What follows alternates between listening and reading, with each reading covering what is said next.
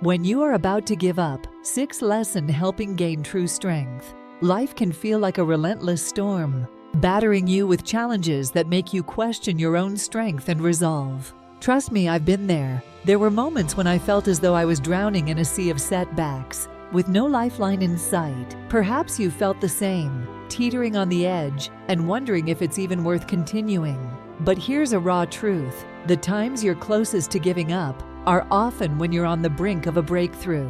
It's in these dark hours that you truly discover your mettle. I'm here to offer something different, not the typical pep talk, but 7 philosophical Stoic lessons that can help you find inner strength when needed.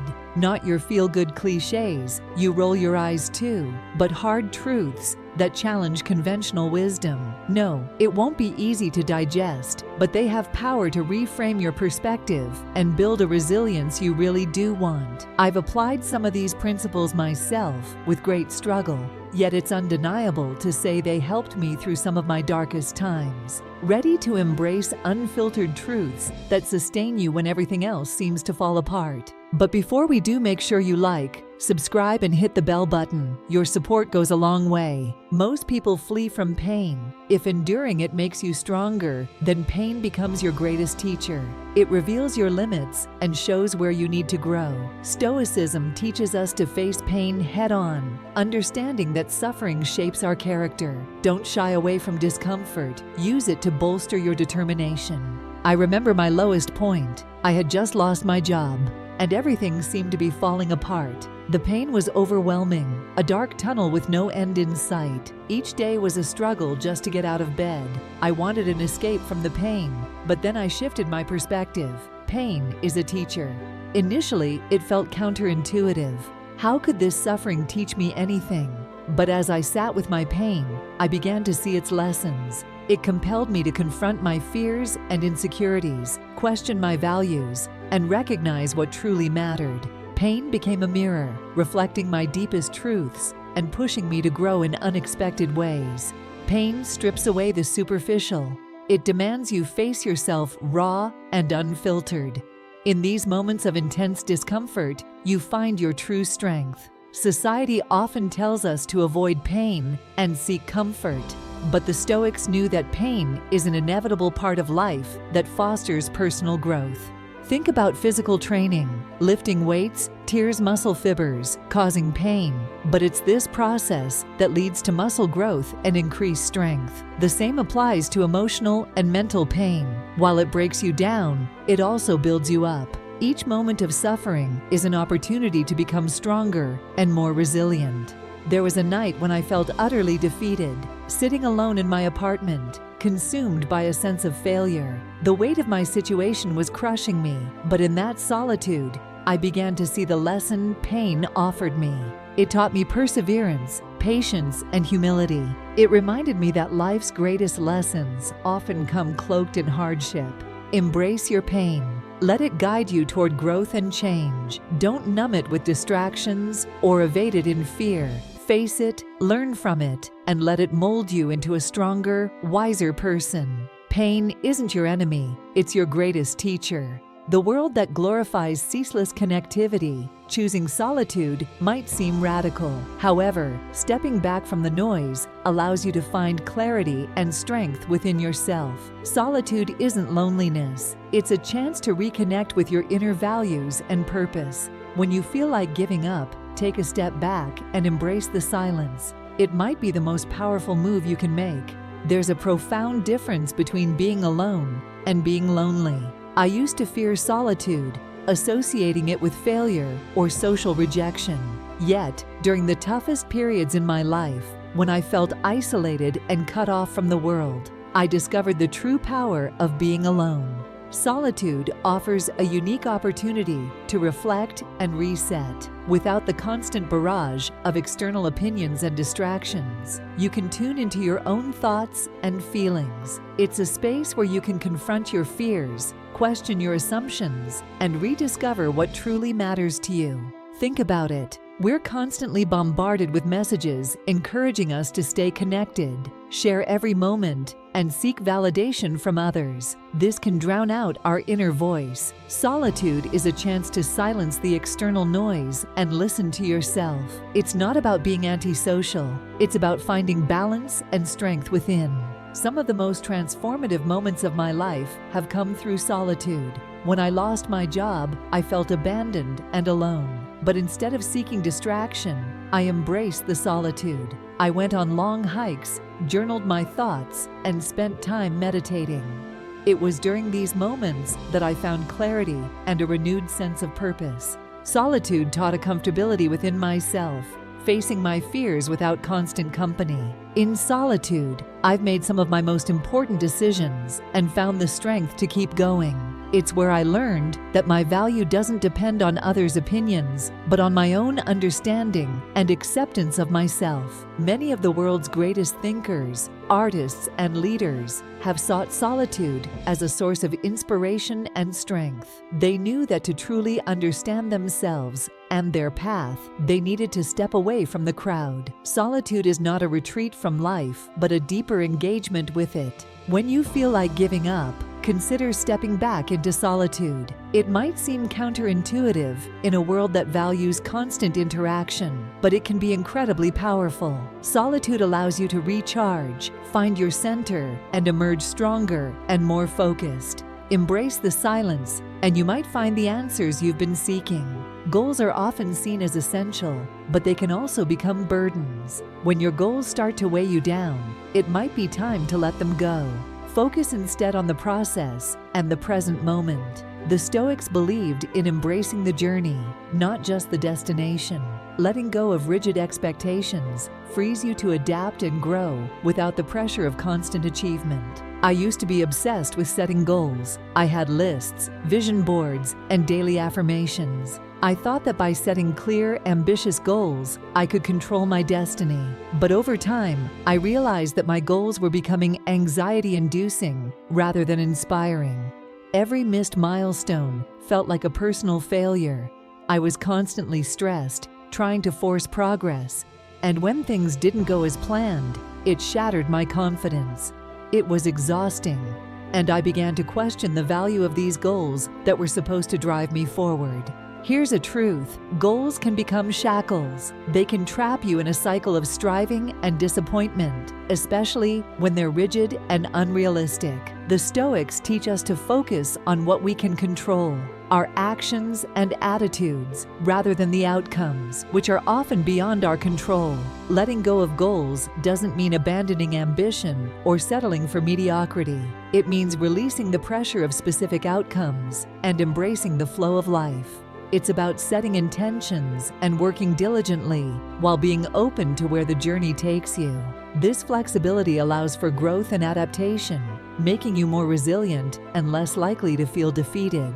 One of the most profound lessons you will ever learn is that life is unpredictable. No matter how meticulously you plan, you cannot control every variable. By letting go of rigid goals, you become more adaptable and open to unexpected opportunities. You learn to trust the process and yourself. Having stopped obsessing over specific goals, you now find more peace and satisfaction in your life. You still have dreams and aspirations, but you're not tied to a strict timeline or outcome. You focus on what you can do each day to move forward, trusting that the journey will take you where you need to go. Many of the most successful and fulfilled people didn't follow a rigid path. They were open to change, willing to pivot, and found joy in the process rather than just the outcome. They understood that true success is about growth, learning, and resilience. When your goals feel burdensome, take a step back. Let go of the need for specific outcomes and embrace the journey. Focus on the present moment, give your best effort, and trust that you are exactly where you need to be. Letting go of rigid goals can unlock a more fulfilling and resilient life.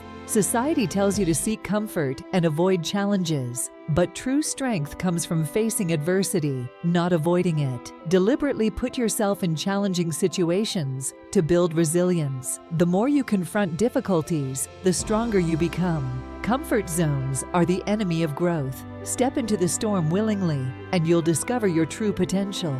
From a young age, you're conditioned to seek comfort. You're told to find secure jobs, live in safe neighborhoods, and surround yourselves with like-minded people. Comfort is marketed as the ultimate goal. But what if you were told that comfort can actually be a trap, a prison disguised as paradise? Was there a time in your life when you chose the easy path, took a job that was stable but uninspiring, lived in a routine that was safe but monotonous? You avoided risks, thinking you were smart to protect yourself from failure and discomfort. But deep down, you felt stagnant, merely existing rather than truly living. It wasn't until you started embracing challenges that your life began to change. You remember signing up for a marathon, even though you weren't a runner. The training was grueling, and there were days you wanted to quit, but crossing that finish line taught you more about your resilience than any comfort ever could. Challenges force you to grow. They push you to your limits and beyond. When you deliberately seek out difficult situations, you build resilience, grit, and tenacity.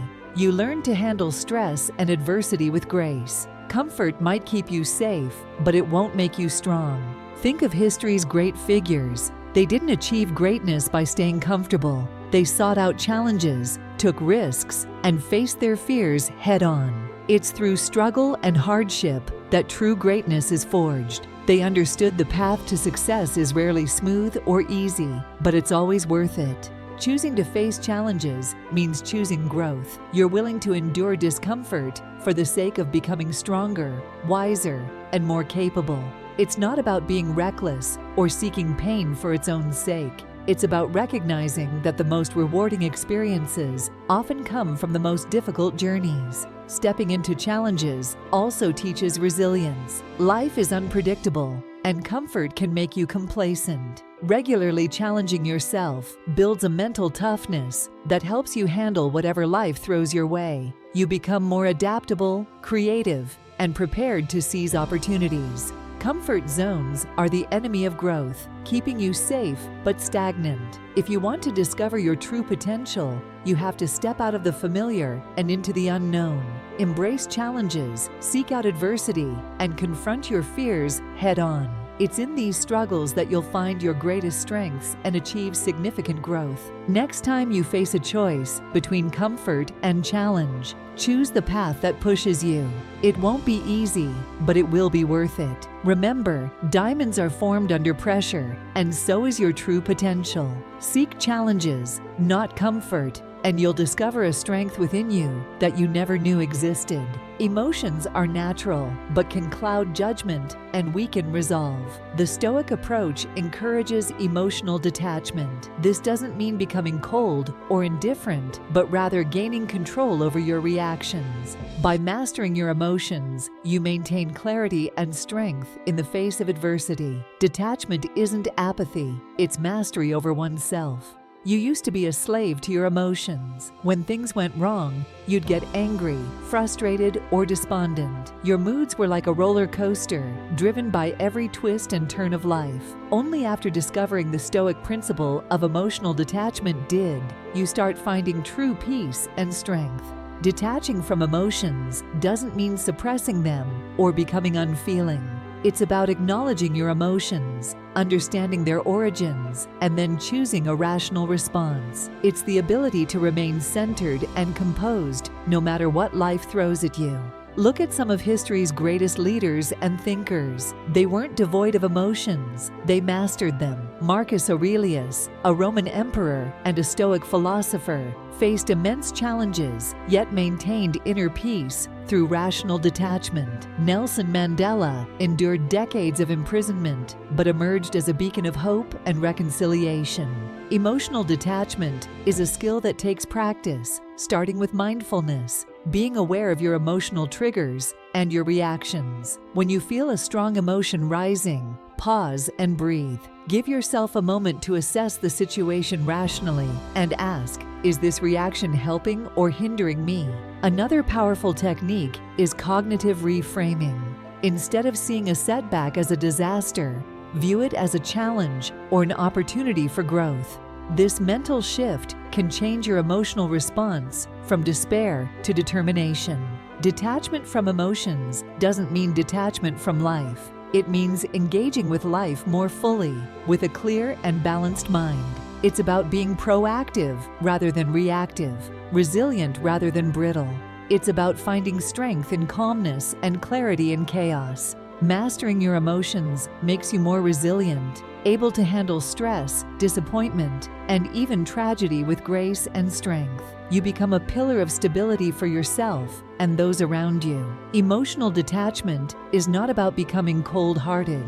It's about gaining emotional intelligence and control. Don't rely on others to validate your worth or fight your battles. Stand up for yourself, even when it's uncomfortable. Self-advocacy is about recognizing your value and demanding respect. It's about taking control of your destiny rather than waiting for others to hand you opportunities. Be bold, be assertive, and don't be afraid to speak up for yourself. You used to wait for others to recognize your worth and give you what you deserved, whether it was a promotion at work, validation from friends, or acknowledgement from family. You believed that if you just worked hard and stayed quiet, good things would come your way. But waiting for others to advocate for you often leads to disappointment. No one will fight for you as fiercely as you can fight for yourself. The world is full of noise and distractions, and if you don't assert your value, it's easy to be overlooked or taken for granted. Being your own advocate means recognizing your worth and making sure others recognize it too.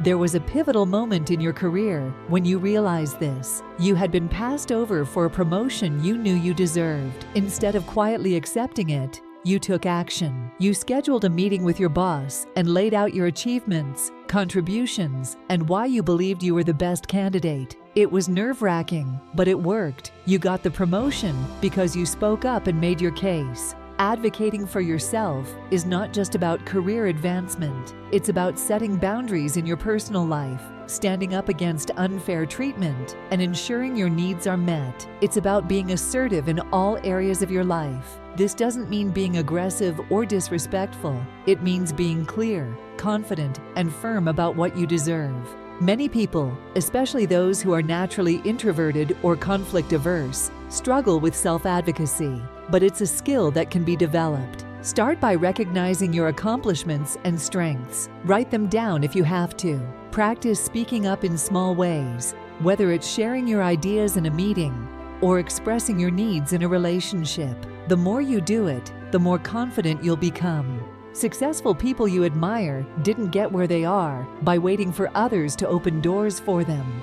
They knocked on those doors themselves, and if they didn't open, they found another way in. They were their own biggest advocates. You've seen this lesson time and again in the lives of great leaders, entrepreneurs, and changemakers. One of the most empowering realizations you can have is that you are responsible for your own destiny. This means taking charge of your life and not relying on others to propel you forward. When you advocate for yourself, you take control of your narrative. You become the author of your story, not just a character waiting for something to happen. There will be times when advocating for yourself feels uncomfortable. You might fear rejection or backlash, but the discomfort is worth it. Every time you stand up for yourself, you reinforce your self-worth and build your confidence. You send a message to the world and to yourself that you deserve respect and opportunities. Being your own advocate also means protecting your mental and emotional well-being. It's about saying no to things that drain you and yes to things that nourish you. It's about prioritizing your needs and not feeling guilty for putting yourself first. Remember, you can't pour from an empty cup. Self-advocacy is a form of self-care. So next time you find yourself waiting for someone else to recognize your worth or give you what you deserve, remember, you have the power to advocate for yourself.